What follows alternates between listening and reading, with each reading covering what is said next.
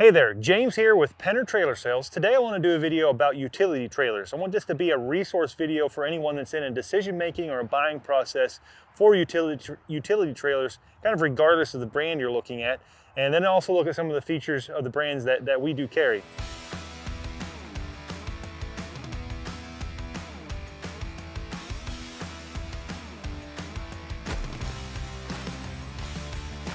So I have a Max D trailer here. We carry Max D and also GR. Max D is a top of the line, very well put together trailer. GR is a little more economical, but still a very good trailer. Here at Penner's, we like to sell product that we know that we're gonna feel proud of 5 years, 10 years down the road, something that we know is well put together and will have good service life. And both of these meet that requirement, as it were. So first of all, I want to talk about the frame.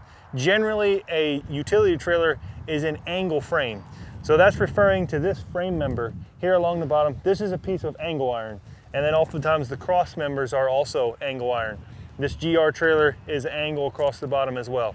Sometimes you'll see a utility trailer is a channel frame utility.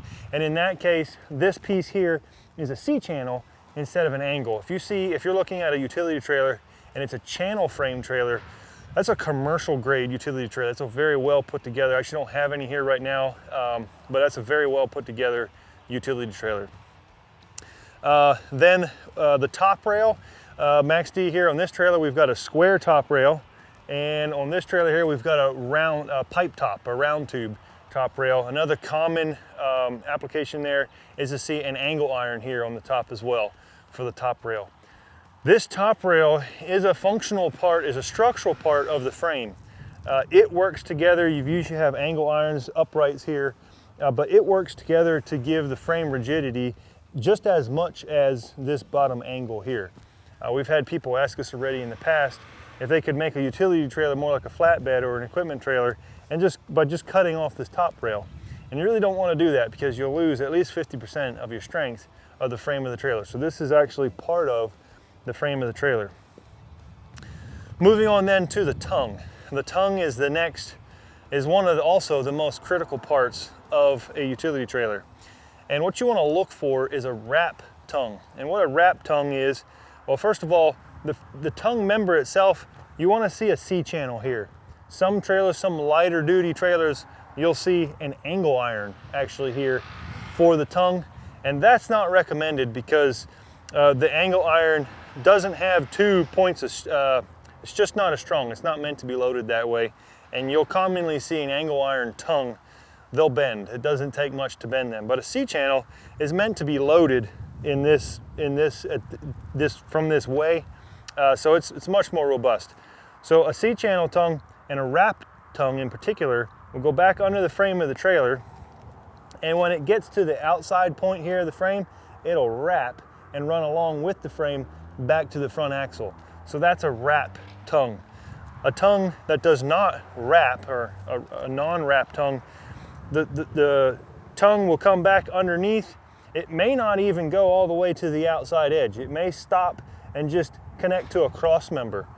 And that's just structurally not as strong. It's not hard to see why that's just not as strong, and that's a very common failure point then on utility trailers. And you may look at a trailer that does not have a wrap tongue, the tongue just comes back and it stops and it looks strong enough. But in reality, over time, over the years of using a trailer, put a lawnmower on there and you go down the highway, the way you bend a trailer is not so much by putting too much weight in one point or in one time and drive something on and just bend it. It bends going down the road, all the shocks of the road and bouncing on the hitch. Over time, you'll see it's going to begin to sag. So I'd really strongly advise investing in a utility trailer that does not have a wrap tongue. While we're talking about the tongue, the coupler is another thing to look at. Most common, you have a weld-on coupler like this. This is a ram coupler, so it's got a slide collar here. It's a very robust coupler, and it's welded on. The Max D trailer beside me has an adjustable channel here and a Demco coupler. These Demco couplers, they're the best, trust me. I see a lot of couplers. These are a really good coupler. But this will allow you to adjust the height, but also if you wear your coupler out, you can easily replace it. And then this one, the way this is set up, we have the safety chains. They're not welded on, they're just pinned on. So again, if you drag your chain one day, drag it through and you need to replace it, very easy to replace it, as well as replacement here for the coupler. For the GR trailer beside me, if this coupler wears out, we need to cut this weld along the bottom and along the top to take it off and weld a new one on. That sounds kind of invasive. It's not as bad as it sounds. We do quite a few of those. These couplers aren't that hard to swap either. I think it might take our shop guys an hour, maybe 2, but if it goes well, within an hour, they can have that cut and a new one welded back on. So again, that's not a huge deal, but it is more involved than the adjustable. And again, then these safety chains, this is a good application. Sometimes you'll see safety chains that the chain itself is welded to the tongue. That's not desirable because it'll compromise the strength of that particular chain link that's welded because it's been heated. And also it doesn't have the flexibility. If it's being held at a rigid point and it gets pulled in another direction, it'll easily bend that welded link. So this here has a loop, and this chain can function like a chain is supposed to on here. So that's a good application, nothing wrong with that, but it is, again, a little more invasive to replace that chain in the future if you would need to. And finally, while we're talking about tongues, the last thing here we'll look at is the jack and the jack placement. Traditionally, a coupler like this has provision for the jack to be mounted in the coupler. And the only challenge with that is that a tailgate will usually land on top of that and you'll damage your tailgate. It's easy to damage your tailgate. So ideally you want to see a jack that's mounted behind the coupler a bit. Doesn't have to be real far for that tailgate to clear. And on the GR, that's the case. They have theirs mounted on a pipe that will swivel. It's captive. You can't take this jack off easily. But once you get the jack foot off the ground, you can pull this pin and swivel it up out of the way and then drop the pin back in and it'll be stowed. Max D over here, they also have a pipe mount. It's a little different design of a pipe mount in that it's not captive. Once you get the weight off the foot of the jack, you can pull this pin and you can pivot it or you can even remove it. And again, the value there is if you bend that jack or just wear it out over the years, super easy to get a replacement. These pipe mount jacks are very common in the industry. And again, you'll see that this is also placed back. Max D uses an extra C channel here to mount their jack on for that. So that's some of the basic frame considerations, especially on the front half of the trailer. Now we'll move to the back of the trailer and we'll look at the rear of the trailer as well. So now we're at the back of the trailer here. Obviously we got the gate, we'll talk about them a little later, but while we're talking about frame, this is kind of the rear frame member, or commonly referred to as the bumper. And you want to see a strong bumper because this bumper is what takes the strain, whether you have ramps that you place on here or you have a ramp gate. It bears as it is weight bearing as you load the trailer. So you want to pay attention to the bumper as well. It's a critical part of the trailer frame and the strength of it and ultimately the longevity and usefulness of it. This, what you will commonly see in the industry is just another angle iron back here. Just an angle rear frame or rear bumper. That is the weakest application. Even though it is industry standard, it's not that hard, again, to bend an angle. This here has a formed rear bumper. It's got depth to it here. You see it's wider than my hand, so it's plenty of strength there, and it's also fairly thick material. So this is a very strong bumper. If you're backing up to something and you hit a rock or you hit a post and bump into something, it's going to be able to take some impact. That's going to give a good structural anchoring point for the ramp gate. And then it's also, of course, a place to mount the lights. This, however, is not a closed bumper. So on the inside, it's open. The wiring, as you can see, is well concealed. It's tucked up. We don't have any loose wires. But if you were to drag this through a ditch or drag this in the dirt, the lights are exposed. So we'll switch over now to the Max D trailer and we'll see how this is actually a completely enclosed tube for the rear bumper. So here on the Max D trailer, this rear bumper is an enclosed square tube running the length of the trailer and the ends are capped off. So that means the wiring for these lights and the backside of these lights are completely enclosed and completely protected. A tube is even stronger than the formed member we saw on the GR. So this bumper here, a tube bumper, is really the ultimate for a utility trailer to provide that support for the gate and the protection for the lights, as well as impact resistance and so on. Next, we'll look at the gate on the trailer as kind of the last major frame component, as it were. This is the Max D gate, and it's one of the most functional and robust that you'll find. What you want to see, you want to pay attention to the placement on these upright cross members, because that's going to provide your support as you're loading your mower or your side-by-side or forward or whatever it may be, to keep your metal, your expanded metal, from caving in. You also want to look at the thickness of the expanded metal. You want it to be pretty rigid. Gates are pretty standard. They'll have an angle iron up here, and this Max D has a square tube on the bottom for this bottom part of the gate. And this is a spring assist gate. It uses a torsion spring. This is ideal when people come in and they want to upgrade their trailer and add a spring assist gate. Usually our preferred method is to install hinges like this that have this torsion spring, as opposed to adding the popular Gorilla lift or some other type of lift that mounts up here with a spring and has a cable that follows your gate down, because that's just got cables to deal with and springs and so on. These are much more user-friendly, the torsion. Again, if you have a torsion spring assist rear gate, that puts stress on the rear bumper. If you have the nice formed member that we looked at on the GR or the tube here, that's a non-issue. If you have an angle iron rear bumper, that is a lot of rotational force on that angle, so that's not as desirable. This gate here, I'll function it. We'll take the pins out here. It's probably the most common function is just to lay it down.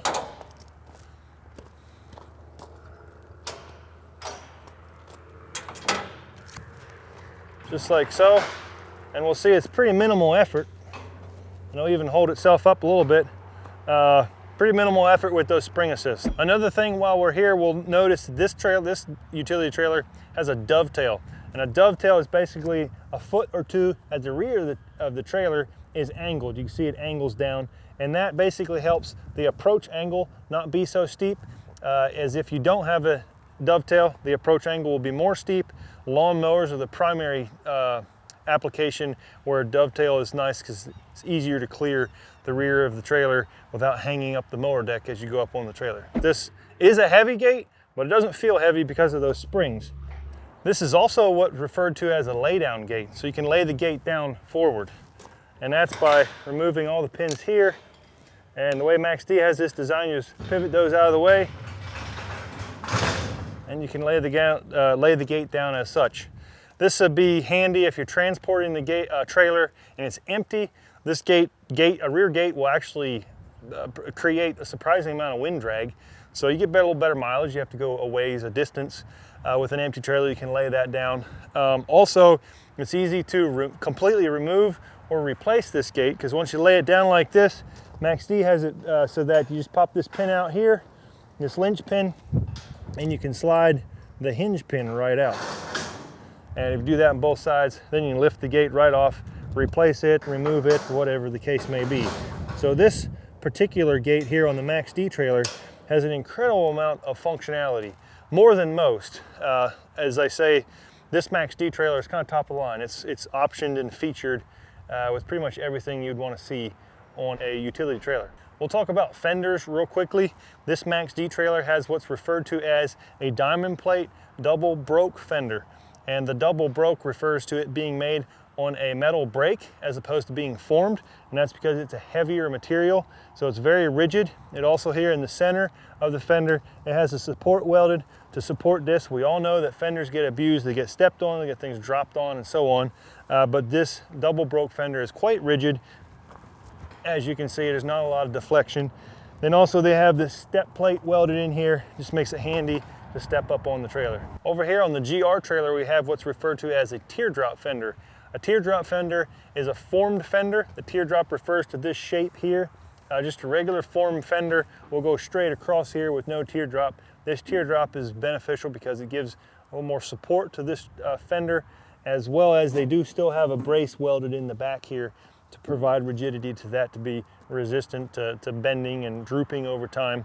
But it is going to be more susceptible to dents and bruises essentially than the broke fender. This fender does also have the steps in the corner for stepping on the trailer as well. So this is a good application of a fender, not quite as heavy duty as the double broke fender. A couple of other things to look for, kind of accessories as it were, on a utility trailer that come in real handy is a spare mount.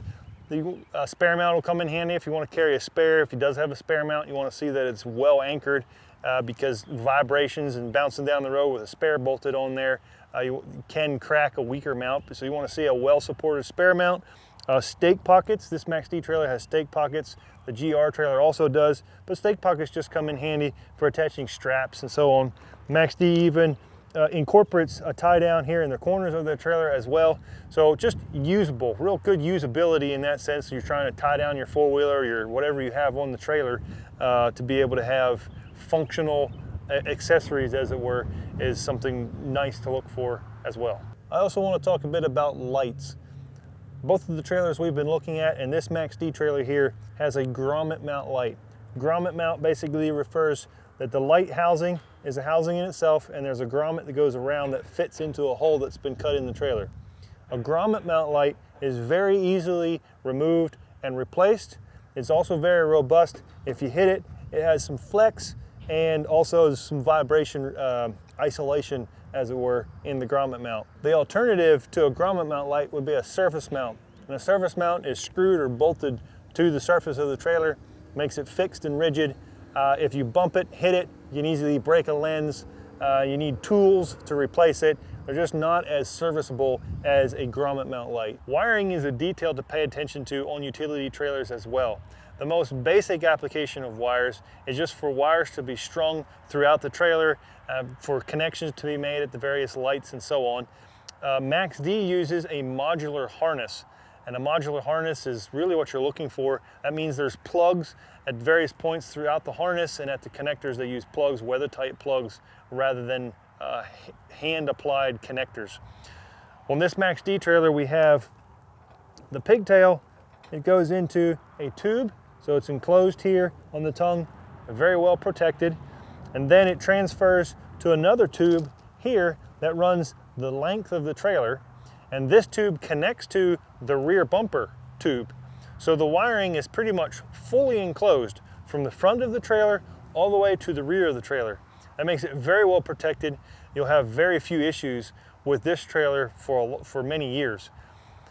If wires are exposed, obviously they're subjected to moisture, much more so, road chemicals if you have salt and whatnot on the road through winter months, and then also if you're pulling a trailer maybe through a pasture where there's some brush and so on can catch, or even road debris could catch exposed wiring. So as much as possible, you want your wiring enclosed and well terminated. And while we're talking about terminations, we'll look at the different types of connectors to look out for. There are two primary different types of connectors. When a hand connector is needed in a trailer, when there's a termination that needs to be made, the most basic, the cheapest, is these here. Manufacturers like to use these because they're quick and very cost effective. It's a simple mechanism that just pinches and cuts through the insulation and makes a termination, so you can add a wire to another wire. The problem with these is they're completely exposed to the elements. It's very easy for these to corrode over time, and they're just, in general, they actually, sometimes we'll see these fail and not be a good connection even just from new, that doesn't quite cut through the insulation quite right. So if you have a trailer, you're looking at a trailer that is wired with these type of connectors, you can count on wiring problems over time. If you do find connectors, the ideal connector to be looking for is what we refer to as a shrink butt connector. This is a crimp connector. You crimp the metal tube on the inside, and then you use heat and you shrink the shrink tube over the top, and it will completely seal. So it's very strong, very robust, but also weather tight. So if you see a trailer that's using these type of connectors, you know that manufacturer is much more intentional about creating a product that has a long lifespan. Brakes are another thing to consider. Most states require a tandem axle trailer to have at least one braking axle. The rear axle in that case is usually the axle that the brakes are installed on, or the trailer may have brakes on both axles as well. Most times a single axle trailer will have no brakes. I hope that's been helpful. If you have any further questions, we'd love to have a conversation with you. Reach out to us here at Penner Trailer Sales, 361-1122.